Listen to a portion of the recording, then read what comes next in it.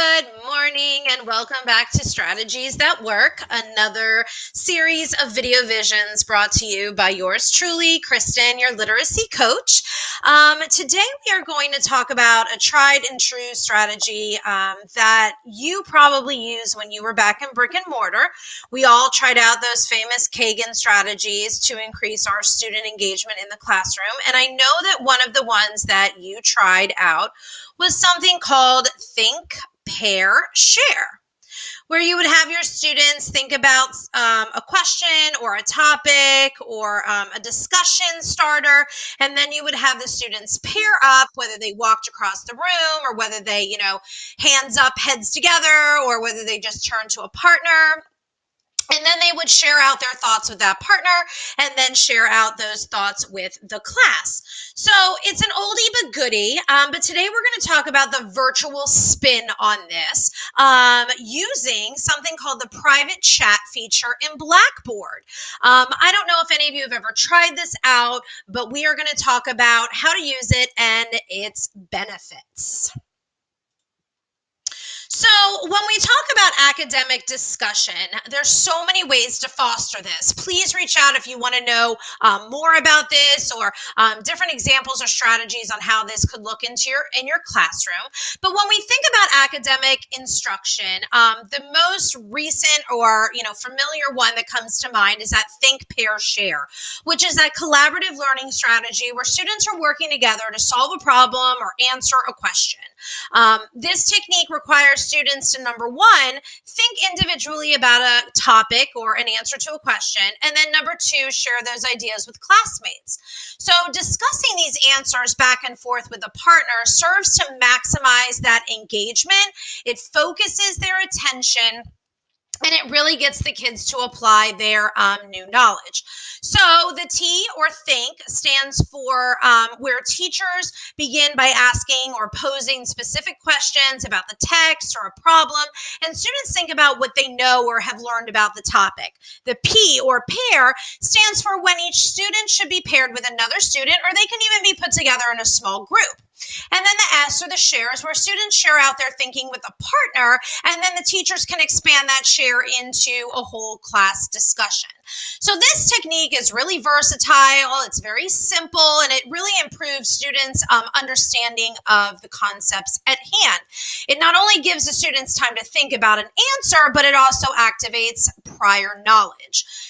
It can also work on our students' oral communication skills as they discuss their ideas with one another and then share back out with the class. It really makes them become active participants in their learning. So another, or as you know, I always try to extend your thinking or push your thought process and challenge you to do new things.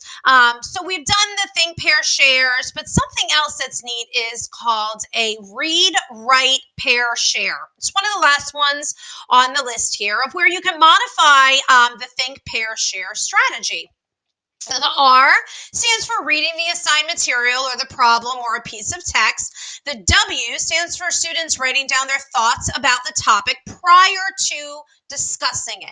This can be done on guided notes that you send out, or just a little piece of scrap paper. It can be done where they write their thoughts on the blackboard or in the chat box. And then the P stands for when they pair up with that partner, and then the S stands for sharing out their ideas with that partner and or the whole class. So when we talk about this virtual spin on what this amazing strategy looks like, we think about the private chat feature. I've included here some example slides that actually step-by-steps you through the implementation process, as well as some slides that you can include in your own live lesson if needed. Please reach out to me if you want the original slides, not just pictures of them, so that you can modify them as needed. So basically what you do is you share out some sort of text or problem or topic or vocabulary word that you want the students to think about, and then they're going to partner up.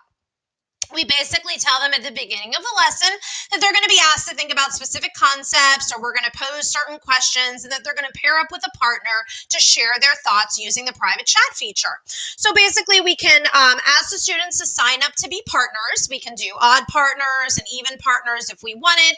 And then what they do is they use the private chat feature in Blackboard after they've read or looked at the topic at hand to share out their thoughts, tell them about how they solved the problem, explain to their partner, excuse me, explain to their partner how it is that they came about the answer or what the answer simply is. And you'll notice that as you get further and further along in the live lesson, by using this private chat feature, your one-word answers that these kids will engage or exchange will start becoming more and more of a chat-like opportunity for these students to have some student-to-student interaction. And I know that during eval season, we're all looking at the domain that talks about increasing student-to-student interaction, and this is a really good way to do so. So here is a sample setup of how to use that private chat feature. It's so simple because all the kids have to do is right-click on their partner's name, then they get a drop-down menu, and then there's the option that says private chat feature. So this is where the kids can, chat back and forth. You as the moderator can always monitor what they're doing, and you can even save and print out or send anyone the private chat conversations that they're having in Blackboard. Because sometimes I know we think for eval purposes, how does my IL know that they're actually communicating with each other? Well, we can simply add that attachment to the email when we send the recording into our IL that shows those students interacting back and forth. And then once the students have interacted, we can offer up someone to share. So we can say, okay, I'd like my odd number partners to share about something that your partner had just spoken to you. Or I'd like, partner set number 13 and 14, have a conversation with us about what went on in your private chat. That way, they're not taking up that much time during the live lesson actually filling up your whiteboard or filling up your chat box, chatting together. They're doing that independently, and then they're coming back to the main room or to the actual, live lesson discussion and sharing out what went on between them and their partner. So as always, if you're interested in finding out where some of these great tips and strategies come from, please visit adlit.org for their strategy library. These VideoVision slides, as well as this video, will be housed on my Google site. Please check that out. And please reach out for any assistance needed as you get going into eval season or any other time. I am always happy to help. Thanks so much for stopping by. Till next time.